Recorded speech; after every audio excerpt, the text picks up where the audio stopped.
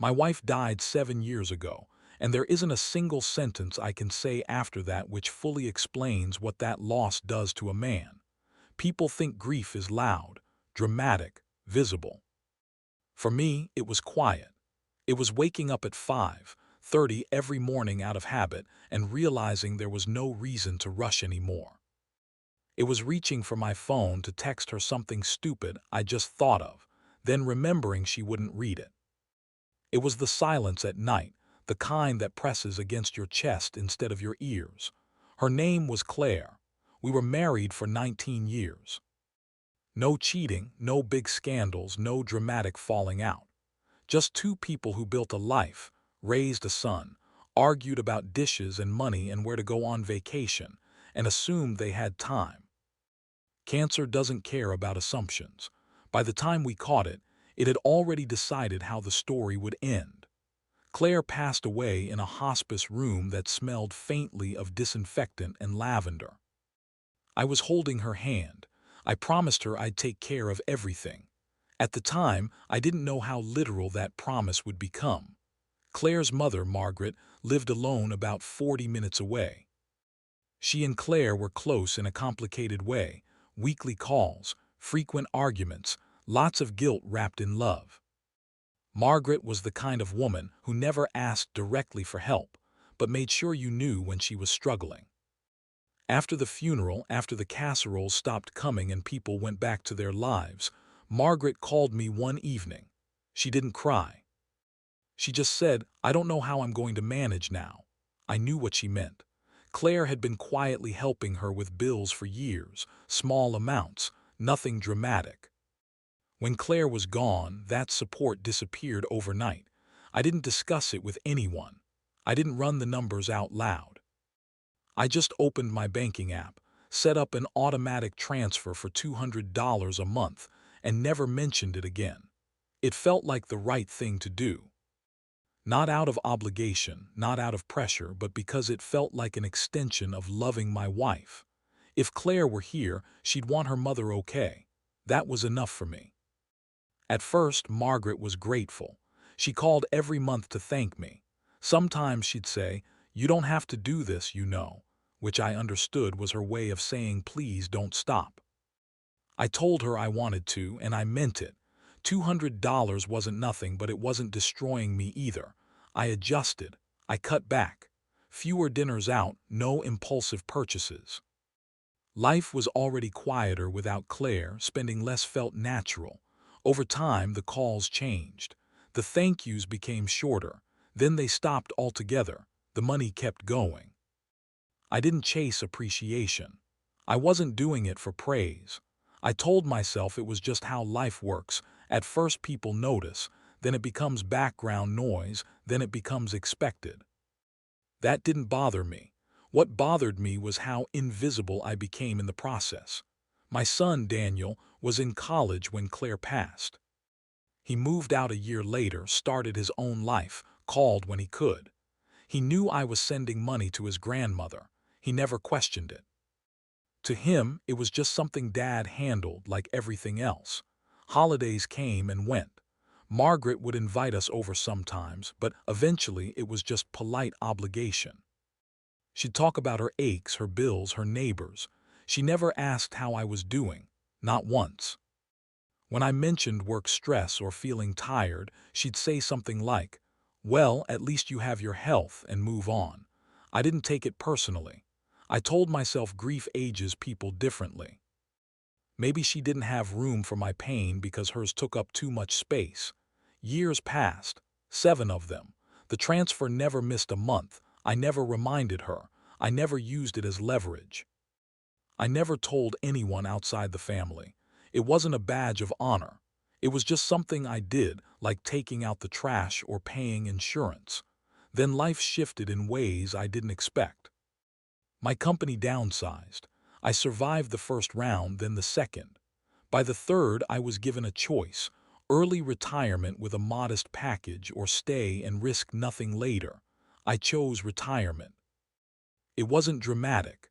Just a quiet email, a small farewell lunch, a box of desk items carried to my car. Suddenly, I was living on a tighter budget. I went through my expenses carefully. Subscriptions, utilities, insurance. When I reached the $200 transfer, I paused for the first time in 7 years. Not to cancel it, just to look at it, to acknowledge it. I kept it. But something shifted in my awareness. For the first time, I wondered how that money was actually being used. That question didn't come from resentment. It came from curiosity. And maybe from exhaustion. Because I realized something uncomfortable. I had been giving automatically, without checking in, without context, without boundaries. I had assumed Margaret still needed the help. I had assumed nothing had changed. I had assumed I knew the full picture. Those assumptions had always been safe before. This time they were. The moment that cracked everything didn't feel dramatic. It was small, ordinary. I ran into Margaret's neighbor at the grocery store one afternoon. I recognized her immediately because I'd seen her dozens of times when visiting Margaret. We exchanged polite smiles. Then she said, "Your mother-in-law looks great these days." I nodded. "She's doing okay," the woman laughed lightly. "More than okay, that new car suits her." New car? I felt my body react before my mind caught up. "New car?" I asked. The neighbor smiled, oblivious. "Yes, she bought it last month. Red, very nice," said she finally treated herself. I forced a polite nod, finished paying, walked to my car and sat there longer than necessary. I wasn't angry. I wasn't shocked. I was unsettled. Because for 7 years Margaret had told me money was tight, that she had to be careful, that things were hard, and maybe they had been. But something didn't add up anymore. That things were hard, and maybe they had been, but something didn't add up anymore. That night I didn't call her. I didn't confront her. I didn't cancel the transfer. I did something else instead. I started paying attention. And that decision, to observe quietly instead of reacting emotionally, would change everything. Once the question lodged itself in my mind, it refused to leave. I didn't become suspicious overnight, but I did become attentive in a way I hadn't been before. The next time Margaret called, I listened differently.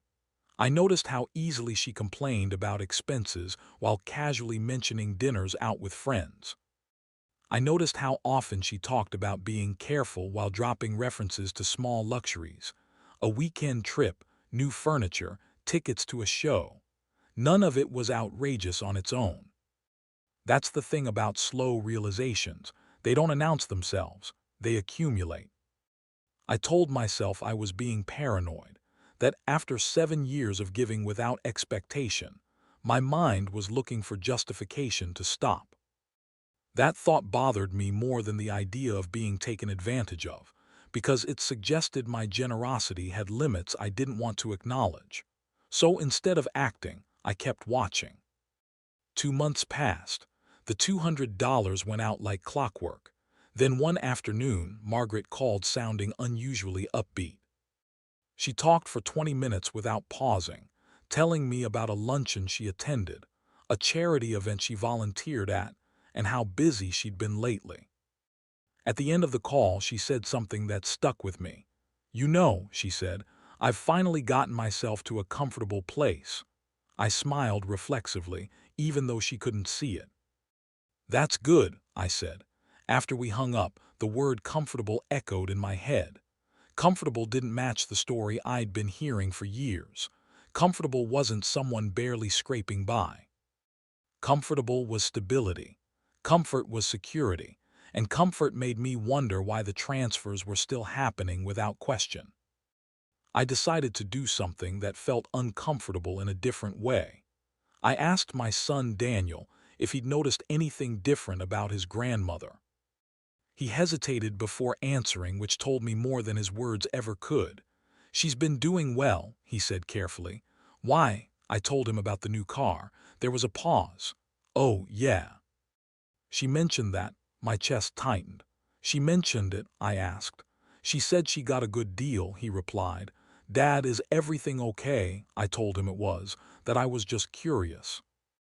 But after we hung up, I felt a familiar, unwelcome sensation. The feeling of being the last person to know something everyone else already did. It reminded me of the early days after Claire died, when people spoke around me instead of to me, careful not to upset me while deciding things without my input. That feeling had a taste. Bitter. Metallic. I hadn't missed it. I didn't accuse Margaret. I didn't even ask her directly. Instead, I asked questions that sounded harmless.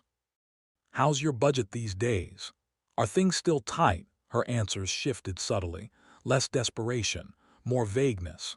One evening, she casually mentioned she'd paid off her credit card. I congratulated her. After we hung up, I sat at my kitchen table staring at my phone, doing mental math. If she'd paid off her card, bought a new car, traveled, and still claimed hardship, then the $200 wasn't relief anymore. It was habit, or worse, entitlement. The realization didn't make me angry. It made me tired, because I saw myself clearly for the first time in years, a man who kept giving long after the reason had expired because stopping felt like betrayal. Not of Margaret, of Claire. I had tied the money to my wife's memory so tightly that questioning it felt like questioning my love for her. That insight hurt more than any financial truth. It meant I hadn't been helping Margaret out of necessity for a long time. I had been doing it out of fear that if I stopped, I'd be letting go of the last tangible promise I'd made to my wife. The turning point came unexpectedly. Margaret called one afternoon, agitated. She said she needed extra help that month, just a little more. Her voice had an edge to it I hadn't heard before, not desperation, but irritation, as if my support was assumed and any delay was an inconvenience. "What's it for?" I asked gently. There was a pause too long. "Things are just expensive right now," she said. I didn't argue, I didn't say no, I said I'd think about it. That night I opened my banking history and looked at 7 years of transactions lined up in neat rows. 84 payments, almost $17,000. The number itself didn't shock me. What shocked me was how little clarity accompanied it. I had no idea where that money had actually gone. No transparency. No accountability. Just trust, extended indefinitely. I didn't send extra money.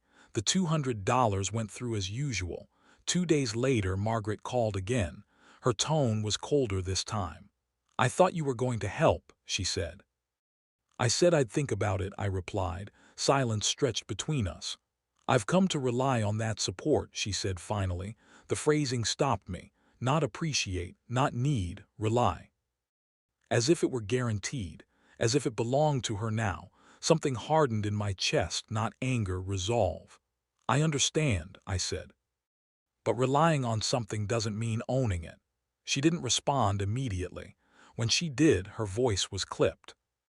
"I don't think you understand how much I sacrificed raising Claire." There it was, the emotional leverage, the rewritten history, as if my wife were currency, as if love were a ledger.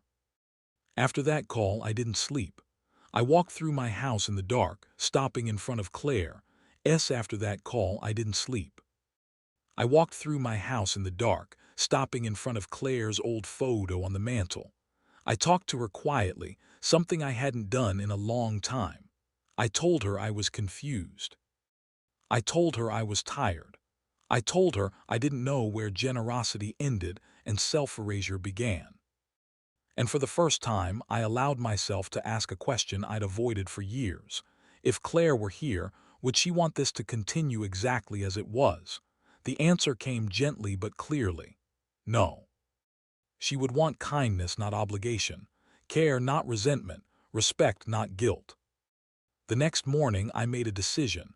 Not to cut Margaret off immediately, not to confront her explosively, but to reclaim clarity. I called her and asked to meet in person. She sounded surprised but agreed. We chose a small cafe halfway between our homes. When she arrived, she hugged me stiffly, sat down, and ordered without asking how I was. I waited until our drinks arrived. Then I told her calmly that I needed to understand her situation better. that I had continued supporting her because I believed she needed it. That recent information had raised questions. Her expression shifted, not hurt, not confused, but defensive. "Are you accusing me of something?" she asked. I shook my head. "I'm asking for honesty," I said. She leaned back, crossed her arms, and said words that would finally break the spell I'd been under for 7 years. Margaret didn't answer right away. She stared into her coffee like it had personally offended her. Then she sighed, not the tired sigh of someone burdened by life, but the irritated sigh of someone who didn't expect to be questioned. "I don't appreciate being interrogated," she said. I nodded slowly. "I'm not interrogating you. I'm trying to understand why you still need my help." That's when her tone changed. She straightened in her chair and said, "Because it's what Claire would have wanted." The sentence landed heavily between us. For a moment I couldn't breathe. Not because it hurt, but because it revealed everything. She wasn't talking about need anymore. She was talking about entitlement wrapped in sentiment. I took a breath. "Claire wanted you to be safe," I said. "Not dependent," Margaret scoffed softly. "Easy for you to say, you're doing just fine." I felt something settle inside me then, something firm and immovable. "I'm doing fine because I live within my means," I replied. "Because I make choices based on reality, not guilt." She looked at me sharply. "So what is this really about?" she asked. "You want to stop helping me." I didn't flinch. "I want to stop pretending this is about help," I said. "It hasn't been for a while." Her mouth tightened. "You don't understand how hard my life has been." I met her gaze calmly. "I understand grief. I understand loss. I also understand when a kindness turns into an expectation." The cafe buzzed softly around us, people laughing, cups clinking, life moving forward. Margaret leaned closer and said quietly, "If you stop sending that money, I don't know how I'll manage." I paused, not for effect, for honesty. "You will manage," I said. "You've been how I'll manage." I paused, not for effect, for honesty. "You will manage," I said. "You've been managing for a long time. Just not on your own." That was when she said it, the thing she didn't mean to say out loud. "I earned that money," she snapped, "through Claire." The words were out before she could stop them.